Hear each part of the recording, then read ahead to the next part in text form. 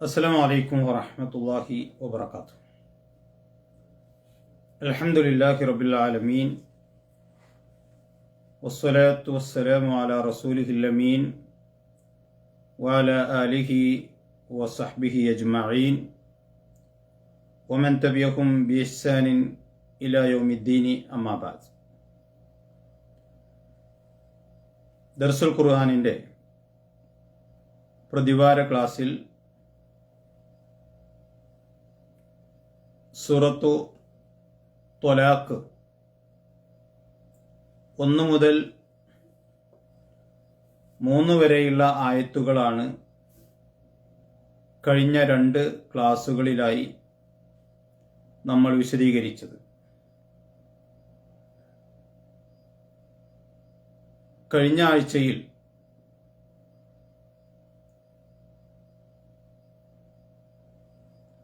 ദർസുൽ ഖുർആനിൻ്റെ class ചില സാങ്കേതിക കാരണങ്ങളാൽ നമുക്ക് എടുക്കാൻ സാധിച്ചില്ല. വിശുദ്ധ ഖുർആനിലെ 65-ാമത്തെ അധ്യായമാണ് സൂറത്തു ത്വലാഖ്.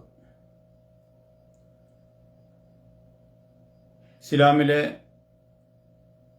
വൈവാഹിക ജീവിതവുമായി ബന്ധപ്പെട്ടുകൊണ്ട്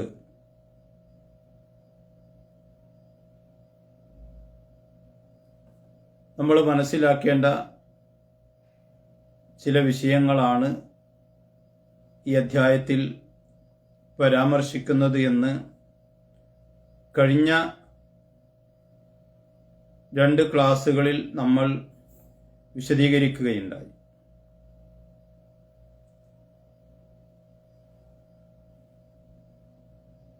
വിശുദ്ധ ഖുർആനിലെ പ്രസ്തുത അധ്യായത്തിലെ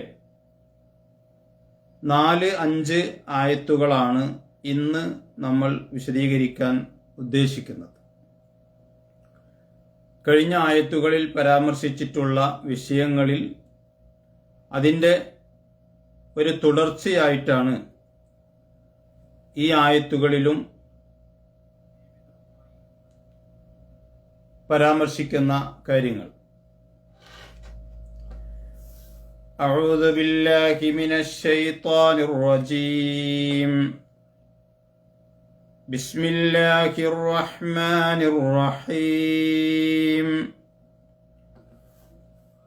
واللائي يئسن من المحيض من نسائكم إن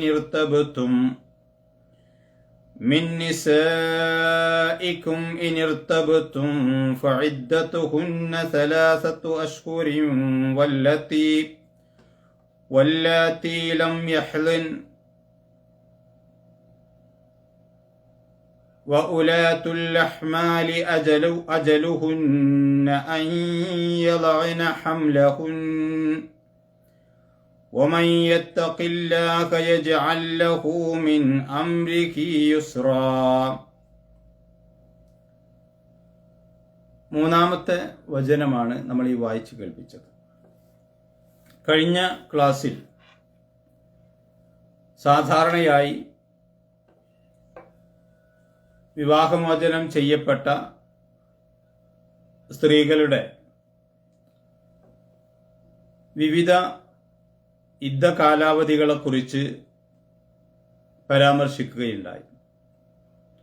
വിധവ എന്ന് പറയുമ്പോൾ അല്ലെങ്കിൽ വിവാഹമോചനം ചെയ്യപ്പെട്ടവരിനാലോ അല്ലെങ്കിൽ ഭർത്താവ് മരണപ്പെട്ടതിനാലോ വിധവയാകുന്ന സ്ത്രീകളെക്കുറിച്ചും പരാമർശിക്കുകയുണ്ടായി.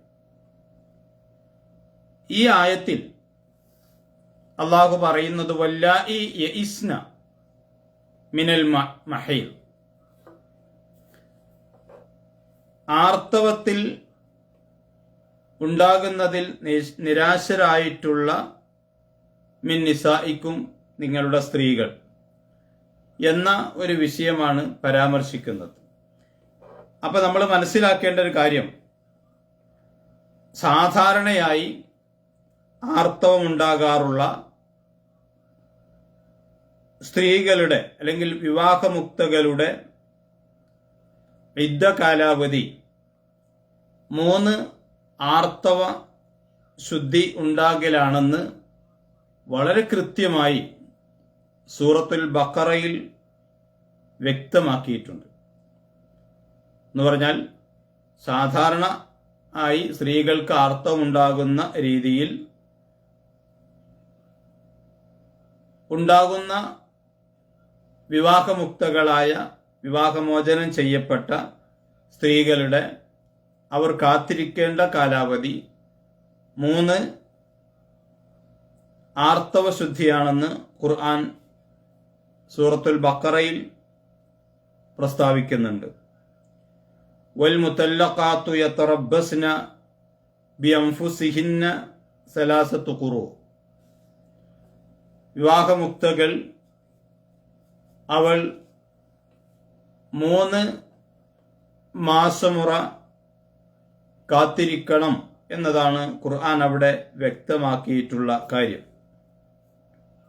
ഈ ഖുറൂ എന്ന് പറയുന്ന പദം അല്ലെങ്കിൽ ഖുർആൻ എന്ന് പറയുന്ന ഏകവചനം അതുകൊണ്ട് ഉദ്ദേശിക്കപ്പെടുന്നത് ശുദ്ധിയെക്കുറിച്ചും ആർത്തവത്തെ ഉദ്ദേശിച്ചും ആണെന്ന് വ്യത്യസ്തമായ വീക്ഷണങ്ങൾ ഉണ്ടെങ്കിലും രണ്ടും ഏകദേശം ഒരുപോലെ തന്നെയാണ്. ഈ പദം കൊണ്ട് ഉദ്ദേശിക്കപ്പെടുന്നത് ഇമാം റാഗിബ് റഹിമഹുല്ല ചൂണ്ടിക്കാട്ടിയതുപോലെ മാസമുറ അല്ലെങ്കിൽ ശുദ്ധിയെ ഉദ്ദേശിച്ചുകൊണ്ടും അതുപോലെ തന്നെ ആർത്തവത്തെ ഉദ്ദേശിച്ചുകൊണ്ടും അത് പറയാറുണ്ട് എന്നുള്ളതാണ്. അങ്ങനെയാണെങ്കിൽ ശുദ്ധികാലത്ത് വിവാഹമോചനം ചെയ്യപ്പെട്ട ഒരു സ്ത്രീയുടെ ഇദ്ദ അതിനുശേഷമുണ്ടാകുന്ന 3ാമത്തെ ആർത്തവം തുടങ്ങുന്നതോടെ അവസാനിക്കുന്നു എന്നുള്ളതാണ്. കാരണം അവിടെ 3 മാസമുറ അവസാനിക്കുകയാണ്. അപ്പൊ ഇതിന് യഥാർത്ഥത്തിൽ ഖുർആൻ എന്ന് തന്നെയാണ് പറയുക. ഇനി ഖുർആൻ കൊണ്ടുള്ള ഉദ്ദേശം ആർത്തവമാണ് അല്ലെങ്കിൽ അങ്ങനെയുള്ള അതാണ് അർത്ഥമാക്കുന്നതെങ്കിൽ 3ാമത്തെ ആർത്തവം കഴിഞ്ഞ് അടുത്ത ശുദ്ധി ആരംഭിക്കുമ്പോഴാണ് 3 ഖുർആൻ പൂർത്തിയാവുക. അപ്പൊ ആദ്യത്തേത് ആർത്തവം കഴിഞ്ഞ് ശുദ്ധികാലത്ത് വിവാഹമോചനം ചെയ്യപ്പെട്ട ഒരു സ്ത്രീ, ആ സ്ത്രീ അതിനുശേഷമുണ്ടാകുന്ന 3ാമത്തെ ആർത്തവം തുടങ്ങുന്നതോടെ യുദ്ധകാലാവധി പൂർത്തിയാകുന്നു. കാരണം അവർ ആദ്യം ശുദ്ധിവേളയിലാണ് അവർ വിവാഹമോചനം ചെയ്യപ്പെടുന്നത്. ആ ശുദ്ധിവേളയും പിന്നീടുണ്ടാകുന്ന 3ാമത്തതോടുകൂടി അത് അവസാനിക്കുന്നു എന്നതാണ്. എന്നാൽ ആർത്തവമാണ് അതുകൊണ്ട് ഉദ്ദേശിക്കുന്നത് എങ്കിൽ, അഥവാ ഖുർആൻ കൊണ്ട് ഉദ്ദേശിക്കുന്നത് എങ്കിൽ 3ാമത്തെ ആർത്തവം കഴിഞ്ഞ് അടുത്ത ശുദ്ധി ആരംഭിക്കുമ്പോഴേ ആണ് 3 ഖുർആൻ പൂർത്തിയാവുക എന്നതാണ് ഇതിനെ പണ്ഡിതന്മാർ വിശദീകരിച്ചിട്ടുള്ളത്. ഇത് കർമ്മശാസ്ത്ര വിഷയമാണ്. ഖുർആനിലെ വ്യത്യസ്തമായ വിശകലനങ്ങൾ മനുഷ്യജീവിതത്തിൻ്റെ അവരറിയേണ്ട മനസ്സിലാക്കേണ്ട പല കാര്യങ്ങളും പരാമർശിച്ചിട്ടുണ്ടല്ലോ. ഏതെങ്കിലും ഒരു വിഷയത്തിൽ മാത്രമല്ല മനുഷ്യന് അള്ളാഹു അവന്റെ വിധിവിലക്കുകൾ നിശ്ചയിച്ചിട്ടുള്ളത്. അത് കർമ്മശാസ്ത്രപരമായ വിഷയങ്ങളുണ്ട്, സാമൂഹ്യ ബാധ്യതകളെക്കുറിച്ചുള്ള ഉത്ബോധനങ്ങളുണ്ട്, അവന്റെ ആരാധനാകർമ്മങ്ങളെക്കുറിച്ച കാര്യങ്ങളുണ്ട്. ഇങ്ങനെ മനുഷ്യ ജീവിതത്തിന്റെ സമസ്ത മേഖലകളെയും ഉൾക്കൊള്ളുന്ന ഒരു വേദഗ്രന്ഥം എന്നുള്ള നിലക്ക് ഈ കാര്യങ്ങളെക്കുറിച്ച് ഖുർആൻ വ്യക്തമായി മനുഷ്യർക്ക് പറഞ്ഞു കൊടുക്കുകയാണ്. ഇന്ന് നമ്മൾ വായിച്ച ആയത്തിൽ വല്ലായി യഇസ്ന മിനൽ മഹീദി മിൻ നിസായിക്കും, അഥവാ പ്രായാധിക്യ നിമിത്തം ആർത്തവം നിലച്ചുപോയ സ്ത്രീകൾ, അതുപോലെ തന്നെ തീരെ ആർത്തവമുണ്ടായിട്ടില്ലാത്ത സ്ത്രീകൾ, ഈ രണ്ടു കൂട്ടരുടെയും ഇദ്ദ കാലാവധി 3 മാസക്കാലമാണെന്ന് ഈ ആയത്തിൽ അള്ളാഹു പറയുന്നു. ഇനി ഇർത്തബുത്തും, അവർ സംശയാലുക്കളാണെങ്കിൽ, അല്ലെങ്കിൽ അവർക്ക് അതിൽ സംശയം ഉണ്ടാവുകയാണെങ്കിൽ, ഫഇദ്ദത്തുഹുന്ന സലാസത്തു അശ്ഹുരി, അവരുടെ ഇദ്ദ കാലാവധി 3 മാസം കണക്കാക്കലാണ്. എന്ന് പറഞ്ഞാൽ പലപ്പോഴും സ്ത്രീകൾക്ക് ഒരു പ്രത്യേക പ്രായം കഴിഞ്ഞാൽ അവർക്ക് ആർത്തവം നിലച്ചു പോകും. അതല്ലെങ്കിൽ ജീവിതത്തിൽ തീരെ ആർത്തവമില്ലാത്ത സ്ത്രീകളുമുണ്ട്. അപ്പൊ അങ്ങനെയുള്ള സ്ത്രീകൾ അവരുടെ ഇത്തരം ഒരു സാഹചര്യം അവർക്കുണ്ടാവുകയാണെങ്കിൽ, വിവാഹമോചനമോ അതല്ലെങ്കിൽ അതുപോലെയുള്ള കാര്യങ്ങളോ അവർക്കുണ്ടാവുകയാണെങ്കിൽ, അവർ കാത്തിരിക്കേണ്ടത് 3 മാസക്കാലമാണ് എന്നത് കൃത്യമായി അള്ളാഹു ഇവിടെ ഓർമ്മപ്പെടുത്തുകയാണ്. ഇനി ഇതേ ആയത്തിൽ തന്നെ അള്ളാഹു പറയുന്ന ഒരു കാര്യം, ഇനി ഇർത്തബുത്തും, നിങ്ങൾ സംശയത്തിലാവുകയാണെങ്കിൽ. ഇങ്ങനെ പറയാനുള്ള കാരണം, ഇവർ ഈ സ്ത്രീകൾക്ക് അവരുടെ ഇദ്ദയെപ്പറ്റി അതെങ്ങനെ കണക്കാക്കും, അല്ലെങ്കിൽ ഏത് രൂപത്തിലാക്കാൻ, അവർക്കൊന്നുകിൽ അവർക്ക് ആർത്തവം നിലച്ചു പോയിട്ടുണ്ട്, അല്ലെങ്കിൽ ആർത്തവം തീരെ ഇല്ലാത്ത സ്ത്രീകളാണ്. അങ്ങനെയാണെങ്കിൽ അവർ വിവാഹമോചനം ചെയ്യപ്പെട്ടാൽ അവരുടെ ഇദ്ദ കാലാവധി എങ്ങനെ കണക്കാക്കും എന്നുള്ള കാര്യത്തിൽ നിങ്ങൾക്ക് സംശയമുണ്ടായാൽ എന്നതാണ് അള്ളാഹു ഇവിടെ പറയുന്നത്.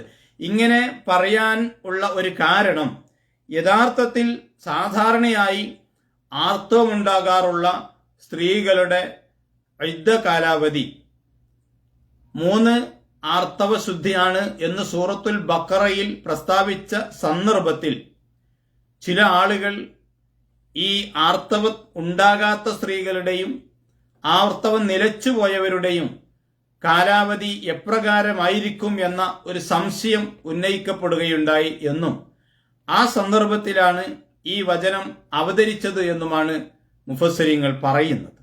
അപ്പൊ അതുകൊണ്ട് തന്നെ സാധാരണയായി ആർത്തവം ഉണ്ടാകാറുള്ള സ്ത്രീകൾ, അവർക്ക് അവരുടെ കാലാവധി 3 മാസക്കാലം അല്ലെങ്കിൽ 3 ആർത്തവശുദ്ധിയാണ് എന്ന് സൂറത്തുൽ ബഖറയിൽ പ്രത്യേകമായി അല്ലെങ്കിൽ വ്യക്തമായി പ്രസ്താവിച്ച സന്ദർഭത്തിൽ, എന്നാൽ സാധാരണയായി ആർത്തവമുണ്ടാവാത്ത അഥവാ ആർത്തവം നിലച്ചു പോവുകയോ അതല്ലെങ്കിൽ തീരെ ആർത്തവം ഉണ്ടാകാതിരിക്കുകയോ ചെയ്ത സ്ത്രീകളും അപൂർവമായി ഉണ്ടാകും.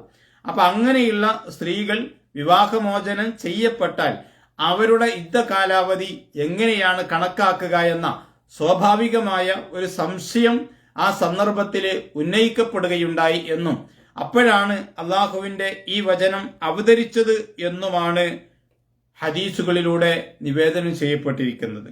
അപ്പൊ അള്ളാഹു അവിടെ വ്യക്തമായി പറയുന്നൊരു കാര്യം, ഇനി ഇർത്തബുത്തും, നിങ്ങൾ അങ്ങനെ സംശയത്തിലാണെങ്കിൽ, അഥവാ ആർത്തവം നിലച്ചുപോയവരോ അല്ല എങ്കിൽ ആർത്തവത്തിന്റെ എന്ന് പറഞ്ഞ കൃത്യമായി ആർത്തവം ഉണ്ടാകാത്തവരൊക്കെ ആണെങ്കിൽ അവർ 3 മാസക്കാലമാണ് ഇദ്ദ ഇരിക്കേണ്ടത് എന്ന് കൃത്യമായി അള്ളാഹു ഒരു ബോധനം അല്ലെങ്കിൽ അവർക്ക് ഒരു മാർഗരേഖ ഇവിടെ നൽകുകയാണ്. അതിനുശേഷം മറ്റൊരു കൂട്ടരെ കുറിച്ചാണ് ഇവിടെ സൂചിപ്പിക്കുന്നത്. അതിങ്ങനെയാണ്,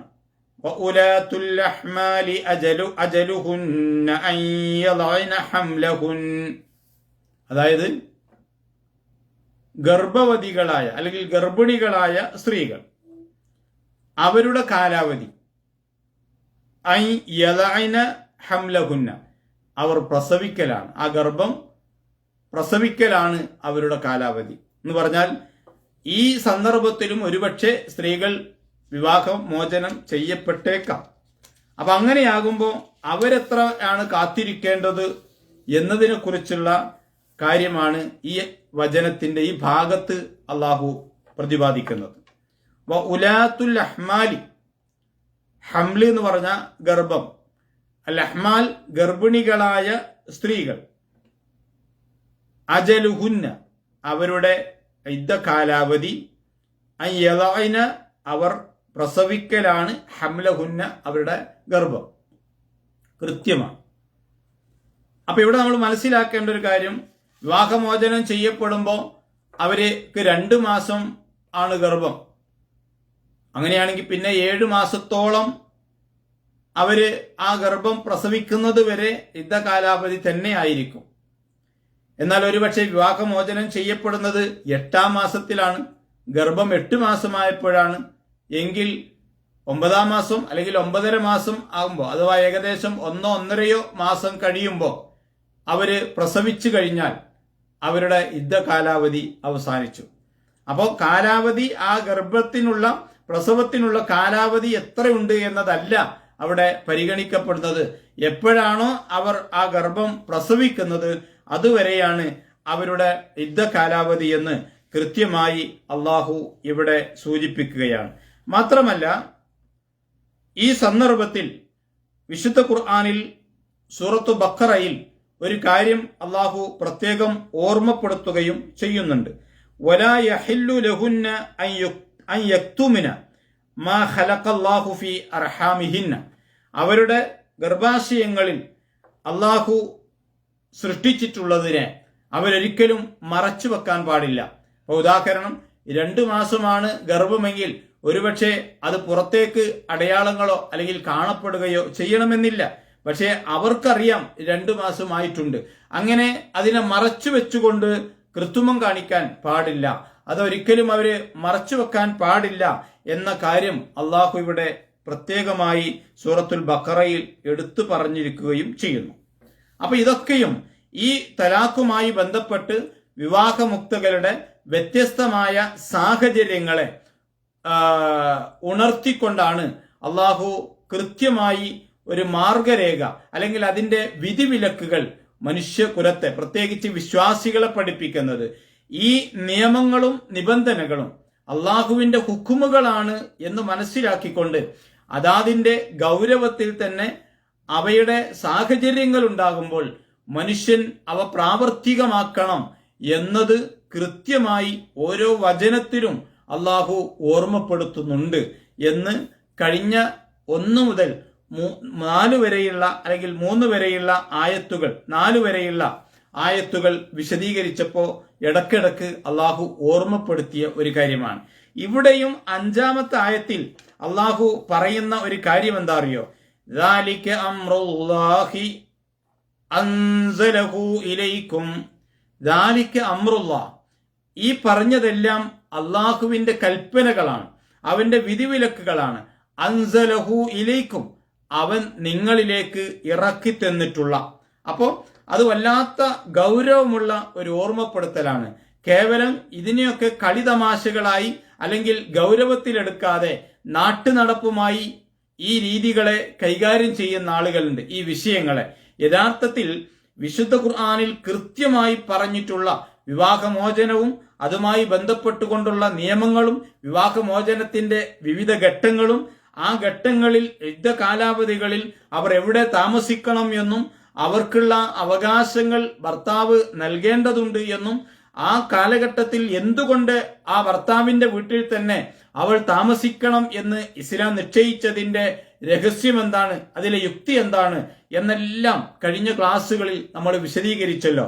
ഇവിടെയൊക്കെ നമ്മൾ മനസ്സിലാക്കേണ്ട ഒരു കാര്യം, ഇസ്ലാം മനുഷ്യന്റെ ജീവിതത്തിൽ കൃത്യമായി പാലിക്കാൻ കഴിയുന്ന ഒരു മതമാണ് എന്നുള്ളത് കൊണ്ടും അവന്റെ മനസ്സുകളെ കുറിച്ച് കൂടുതൽ അറിയുന്നവൻ അവർ അറിയുന്നവനാണ് അവരുടെ സൃഷ്ടാവ് എന്ന് അവരെ ബോധ്യപ്പെടുത്തി കൊടുത്ത് അവർ യുദ്ധകാലാവധികളിൽ ഒരേ വീട്ടിൽ താമസിക്കുമ്പോൾ അവർക്കിടയിൽ ആലോചനകളും വിചിന്തനങ്ങളും ഉണ്ടാവുകയും അവരുടെ ആ പഴയ ജീവിതത്തിലേക്ക് തിരിച്ചു പോകാൻ ഒരവസരമൊരുക്കുകയാണ് ഈ ത്വലാഖ് 3 പ്രാവശ്യമാക്കിയതിന്റെ താല്പര്യമെന്നും നമ്മൾ വിശദീകരിക്കുകയുണ്ടായി. ഒരു നിലക്കും തന്നെ ഇത് നടക്കാതിരിക്കാൻ വേണ്ടിയുള്ള കാര്യങ്ങളാണ് യഥാർത്ഥത്തിൽ ത്വലാഖ് 3 പ്രാവശ്യം അഥവാ ത്വലാഖു മറത്താനി, ത്വലാഖ് 2 പ്രാവശ്യമാണ് എന്ന്, അഥവാ മടക്കിയെടുക്കാൻ കഴിയുന്ന ത്വലാഖ് 2 പ്രാവശ്യമാണ്. എന്നാൽ 3-ാമത്തെ പ്രാവശ്യം ത്വലാഖ് ചെയ്താലാണ് പിന്നീട് മറ്റു ചില നിയമങ്ങൾക്ക് ശേഷമേ, കാര്യങ്ങൾക്ക് ശേഷമേ മടക്കിയെടുക്കാൻ കഴിയുകയുള്ളൂ. അപ്പൊ ഈ പറഞ്ഞതിൽ നിന്ന് ഒരിക്കലും തന്നെ ഇസ്ലാം ത്വലാഖിനെ, വിവാഹമോചനത്തെ പ്രോത്സാഹിപ്പിക്കുന്നില്ലെന്ന് മാത്രമല്ല ഒരിക്കലും അത് സംഭവിക്കരുത് എന്ന് കൃത്യമായി പറയുന്ന നിയമങ്ങളാണ് യഥാർത്ഥത്തിൽ ഇത്. എന്നാൽ ഇനി അങ്ങനെ ഒരിക്കലും അവർക്ക് യോജിച്ചു പോകാൻ സാധിക്കുകയില്ല എന്ന ഒരു ഘട്ടത്തിൽ മാത്രം അനുവദിച്ചിട്ടുള്ള, ഒരിക്കലും തന്നെ മറ്റു ദർശനങ്ങളിലുള്ളതുപോലെ വിവാഹമോചിതരായി മരണം വരെ ഏകയായി അല്ലെങ്കിൽ ഏകനായി ജീവിക്കണമെന്ന ഒരു കൽപ്പനയില്ലാതെ അവർക്ക് യോജിച്ച മറ്റ് ഇണകളെ രണ്ടുപേർക്കും തെരഞ്ഞെടുക്കാനുള്ള അവസരങ്ങൾ നൽകുന്നു എന്നതും മാനവികമായി ഏറെ നമ്മൾ ആലോചിക്കേണ്ട ഒരു നിയമം തന്നെയാണല്ലോ. അപ്പൊ അതുകൊണ്ട് തന്നെയാണ് ഇതിനെ കുറിച്ചെല്ലാം വളരെ ഗഹനമായി തന്നെ വിശുദ്ധ ഖുർആൻ പരാമർശിച്ചിട്ടുള്ളത്. ഈ ആർത്തവുമായി ബന്ധപ്പെട്ട് ഈ രണ്ട് വിഭാഗങ്ങളെ കുറിച്ച്, അഥവാ ആർത്തവം നിലച്ചു പോയവരും അതുപോലെ തന്നെ കൃത്യമായി ആർത്തവമുണ്ടാകാത്ത സ്ത്രീകളെ കുറിച്ചുമൊക്കെ പറഞ്ഞ ശേഷം അള്ളാഹു അതിന്റെ നിയമാവലികളെ കുറിച്ച് വ്യക്തമാക്കിയ ശേഷം 5-ാമത്തെ ആയത്തിൽ അള്ളാഹു പറയുന്ന ഒരു കാര്യം എന്താ അറിയോ? ദാലിക അംറുല്ലാഹ്, ഈ പറഞ്ഞതൊക്കെയും അള്ളാഹുവിന്റെ കൽപ്പനയാണ്. അൻസലഹു ഇലൈക്കും, അവൻ നിങ്ങളിലേക്ക് ഇറക്കി തന്നിട്ടുള്ള, അപ്പൊ അള്ളാഹു നിങ്ങൾക്ക് ഇറക്കി തന്നിട്ടുള്ള അവന്റെ ഹുക്കുമുകളാണ്, വിധിവിലക്കുകളാണ് ഇത് എന്നും, ഒമൻ യത്തഖില്ലാഹ, ആരാണ് അള്ളാഹുവിന്റെ ഈ വിധിവിലക്കുകളിൽ അവനെ സൂക്ഷിക്കുന്നു എങ്കിൽ യുകഫിർ അൻഹു സയ്യിആതിഹി, അവന്റെ പാപങ്ങൾ അള്ളാഹു അവന് പുറത്തു നൽകുന്നതാണ്. മാത്രമല്ല വയുഅല്ലിം ലഹു അജ്റ, അവന്റെ പ്രതിഫലം അള്ളാഹു വലുതാക്കി കൊടുക്കുകയും ചെയ്യും എന്നത് ഏറെ ശ്രദ്ധേയമാണ്. കാരണം എന്താ അറിയോ? ഓരോ കാര്യങ്ങൾ പറയുന്ന സ്ഥലത്തും ഇത് ആവർത്തിച്ച് അള്ളാഹു ഈ കാര്യങ്ങൾ പറഞ്ഞിട്ടും ഇന്നത്തെ മുസ്ലിങ്ങളിൽ പലരും വിവാഹമോചനവുമായി ബന്ധപ്പെട്ടുകൊണ്ട് ഈ നിയമങ്ങളൊന്നും സ്വീകരിക്കുന്നില്ല. അവർക്ക് തോന്നിയതുപോലെ, അവർക്ക് ആരെങ്കിലും ഉപദേശിച്ചു കൊടുക്കുന്നത് പോലെയുള്ള കാര്യങ്ങളാണ് പ്രവർത്തിച്ചു കൊണ്ടിരിക്കുന്നത് എന്നത് ഖേദകരമായ ഒരു കാര്യമാണ്. ഖുർആനാണ് അവന്റെ വഴികാട്ടി. അതിലെ നിയമങ്ങളും വിധികളുമാണ് അവന്റെ ജീവിതത്തിൽ അവൻ പ്രാവർത്തികമാക്കേണ്ടത്. അപ്പൊ അതുകൊണ്ട് ഇവിടെ അവസാനം അള്ളാഹു ഓർമ്മപ്പെടുത്തുന്ന ഒരു കാര്യം, കഴിഞ്ഞ വചനങ്ങളിൽ കണ്ടതുപോലെ തന്നെ ഈ 2 വചനങ്ങളിലും അള്ളാഹുവിനെ സൂക്ഷിക്കുന്നതിന്റെ പ്രാധാന്യം ആവർത്തിച്ചു പറഞ്ഞിരിക്കുന്നു. നോക്കൂ നിങ്ങൾ, കഴിഞ്ഞ വചനങ്ങളിലും അത് പറഞ്ഞല്ലോ. യഥാർത്ഥത്തിൽ അള്ളാഹുവിനെ സൂക്ഷിക്കുക, അവന്റെ വിധിവിലക്കുകൾ പാലിക്കണമെന്ന നിശ്ചയമുള്ള വിശ്വാസികൾക്കാണ് ഇതൊക്കെ ചെയ്യാൻ കഴിയുക. അല്ലാത്തവര് അവർക്ക് തോന്നിയതുപോലെ പ്രവർത്തിക്കും. അപ്പൊ ഈ വചനത്തിലും അള്ളാഹു എന്താണ്, ഇതൊക്കെ അള്ളാഹു നിങ്ങൾക്ക് ഇറക്കി തന്നിട്ടുള്ള അവന്റെ കൽപ്പനകളാണ് എന്ന് പ്രസ്താവിച്ചതും ശ്രദ്ധേയമായ ഒരു കാര്യം തന്നെയാണ്. അപ്പൊ ഇങ്ങനെയുള്ള വാക്യങ്ങൾ ഓരോന്നും നമ്മൾ ഓരോരുത്തരും സശ്രദ്ധം മനസ്സിലാക്കിക്കൊണ്ടായിരിക്കണം ഖുർആൻ വായിക്കുന്നതും അത് മനസ്സിലാക്കുന്നതും. ഈ അവസാന ഭാഗത്ത് 3 കാര്യങ്ങളാണ് അള്ളാഹുവിനെ സൂക്ഷിക്കുന്നവർക്ക് അള്ളാഹു നൽകുമെന്ന് പറഞ്ഞിരിക്കുന്നത്. ആ 3 കാര്യങ്ങളിൽ ഒന്നെന്താ അറിയോ? അള്ളാഹുവിനെ സൂക്ഷിക്കുന്നവർക്ക് അവന്റെ എല്ലാ കാര്യങ്ങളും അള്ളാഹു എളുപ്പമാക്കി കൊടുക്കും. അതാണ് ഒരു വാഗ്ദാനം. രണ്ടാമത്തേത്, അള്ളാഹുവിനെ സൂക്ഷിക്കുന്ന പക്ഷം അവന്റെ തിന്മകളെ, അവന്റെ തെറ്റുകളെ അള്ളാഹു അവന് മായ്ച്ചു നൽകും എന്നുള്ളതാണ്. അവന്റെ കുടുംബജീവിതത്തിൽ ഈ ഇണയുമായി സംഭവിച്ചിട്ടുള്ള കാര്യങ്ങളാവാം, തെറ്റുകുറ്റങ്ങളാവാം, അതല്ലെങ്കിൽ മറ്റുള്ളതാവാം, എല്ലാം അതുവഴി അള്ളാഹു അവന് മായ്ച്ചു നൽകും എന്നുള്ളതാണ്. മൂന്നാമത്തെ ഒരു കാര്യം, അള്ളാഹുവിനെ സൂക്ഷിക്കുന്നവന് അവന്റെ പ്രതിഫലം അള്ളാഹു വലുതാക്കി കൊടുക്കും. ഈ 3 കാര്യങ്ങളും നിസ്സാരമായ കാര്യങ്ങളല്ല. അപ്പൊ അതുകൊണ്ട് തന്നെ അള്ളാഹുവിനെ നമ്മൾ നമ്മുടെ ജീവിതത്തിൽ സൂക്ഷിക്കുകയാണെങ്കിൽ ഈ ഗുണങ്ങളും മഹത്വങ്ങളും നമ്മൾക്ക് നൽകുമെന്ന് പറയുന്നത് മറ്റാരുമല്ല, നമ്മൾ സൃഷ്ടാവായ അള്ളാഹുവാണ്. അതുകൊണ്ട് തന്നെ ആ രീതിയിൽ, ആ ഗൗരവത്തോടെ ഈ പറയുന്ന വചനങ്ങളിലെയും മറ്റു അധ്യായങ്ങളിലെയും ഒക്കെ വിധിവിലക്കുകളെ നമ്മുടെ ജീവിതത്തിൽ പ്രാവർത്തികമാക്കുവാൻ നമ്മൾ ശ്രമിക്കുക. മുസ്ലിം സമൂഹത്തിൽ വിവാഹമോചനവുമായി ബന്ധപ്പെട്ടുകൊണ്ട് പലപ്പോഴും സംഭവിച്ചിട്ടുള്ള അപജയങ്ങൾ മറ്റു മതക്കാർക്കും മതമില്ലാത്തവർക്കുമൊക്കെ ഇസ്ലാമിനെ വിമർശിക്കാനും ഇസ്ലാമിനെ മോശമായി ചിത്രീകരിക്കാനും ഒക്കെ കാരണമായിട്ടുണ്ട്. അതിന് ഇടയാക്കുന്നവർ നമ്മളാകുമ്പോൾ അതിന്റെ ശിക്ഷ അല്ലെങ്കിൽ അതിന്റെ കുറ്റം കൂടി നമ്മൾ ഏൽക്കേണ്ടി വരും. യഥാർത്ഥത്തിൽ എന്താണ് ഇസ്ലാം ഈ വിഷയത്തിൽ മനുഷ്യനോട് പറയുന്നത് എന്നുള്ളത് വളരെ കൃത്യമായി ഈ അധ്യായത്തിൽ അള്ളാഹു പ്രതിപാദിച്ചിട്ടുണ്ട്. ഇത് ഇതേപോലെ മുസ്ലിം സമൂഹം നടപ്പാക്കുകയാണെങ്കിൽ ഇത്രയും മഹത്തരമായ നിയമങ്ങൾ മറ്റൊരിടത്തും കാണാൻ കഴിയില്ലെന്ന് മറ്റുള്ളവർക്ക് പോലും മനസ്സിലാക്കാൻ കഴിയും. അവർ ഇസ്ലാമിനെ പ്രശംസിക്കുകയാണ് യഥാർത്ഥത്തിൽ ചെയ്യുക. പക്ഷെ അങ്ങനെ നടക്കാത്തത് എന്തുകൊണ്ടെന്ന് വെച്ചാൽ ഈ നിയമങ്ങളല്ല മുസ്ലിം സമൂഹത്തിലെ മിക്കവാറും ആളുകൾ ഈ കാര്യത്തിൽ നടപ്പാക്കുന്നത് എന്നുള്ളത് കൊണ്ടാണ്. അതുകൊണ്ട് കാര്യങ്ങള് ഖുർആനിന്റെയും സ്വഹീഹായ ഹദീസുകളുടെയും അടിസ്ഥാനത്തിൽ മനസ്സിലാക്കി ജീവിതത്തെ ക്രമീകരിക്കുക. ഈ അധ്യായത്തിലെ അടുത്ത വചനങ്ങൾ ഇൻഷാ അല്ലാഹ് അടുത്ത ആഴ്ചയിലെ ക്ലാസ്സിൽ വിശദീകരിക്കാം. അസ്സലാമു അലൈക്കും വറഹ്മത്തുള്ളാഹി വബറകാതുഹു.